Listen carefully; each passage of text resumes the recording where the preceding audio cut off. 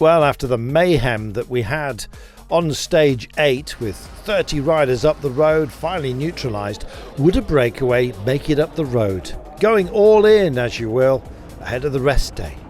Well, the parcours certainly suggested it could happen. And when you saw the wind as well, crosswinds were going to be an issue during the day. It meant this was going to be a lively start, not least because the wind was blowing in from the east, which meant a tailwind to get everybody going. They were on the rollers before the start. This was at least going to feature a breakaway. Of what composition? Nobody quite knew. Sepp Kuss resplendent in the leader's jersey, backed up by a highly efficient jumbo-visma team that looked like they're on the way to winning just about everything at the moment. Well, the first categorised climb came early in the first third of the race for a full distance of 185 kilometres, but really it was the sequence of walls that made up the final climb in many steps that really drew the eye.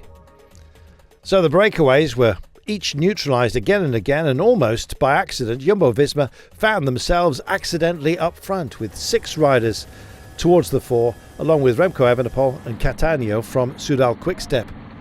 Well, the peloton must have thought to themselves, isn't it supposed to be us up the road and you guys chasing? Well, order was achieved about 10 or 15 kilometres later. A very strong breakaway went up the road, but the big factor of the day was indeed the wind. Huge splits opened up as crosswinds had an impact, and some big names were caught out, including Lenny Martinez, former leader with Groupama Francis de Jeux. They were battling to close the gap.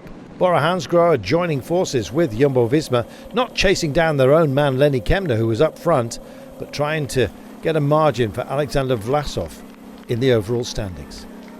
Well, honours even, the big groups regathered themselves, but heavy rain at the finish and mud on the course meant that the organisers declared the finish line for the GC men to be 2 kilometres from the finale.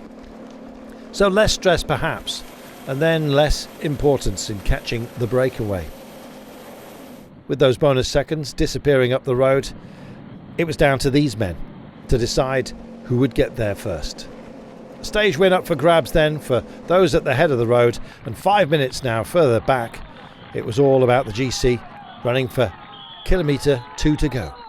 Lennard Kamna hit the climb with 8 remaining, so the full distance of this to be contested by the breakaway. Chris Hamilton was the first to respond for DSM Firmenich, doing a great job, but ultimately he was to run out of resources. Coming through, Matteo Sobrero, it was still getting cagey. Gebis Chabier from Little Trek was also very much involved. The GC battle, well, it was all about honour really, and Remco Evenepoel was one of those that decided he'd like to test Roglic. Meanwhile, up front, 4.8 kilometres to go, Lennard Kamna left Sobrero, nearest man to him, and then just had to deal with ramps of around 20-23% all the way home. A big ask. Well, with the finish line looming for those further down the mountain, it was Ayuso that went for it, looking for bonus seconds. Alexander Vlasov set off as well, thinking, well, you know what? It's going to be tightly packed around the top 10. Why should I not be part of that? Just behind was that group with Evenepoel and Roglic, who were about to get into fisticuffs. There was the GC finish line as declared, but still a stage win up for grabs. This was Roglic responding to an attack by Evenepoel. There would be a couple of seconds between them by the end, but nothing too bad ahead of a rest day and of course a time trial. So the GC battle had been declared at the foot of the final ramp, but out front there was a man who was looking to write pages in his own history book. Sepp Kuss saying thank you very much to teammates around him.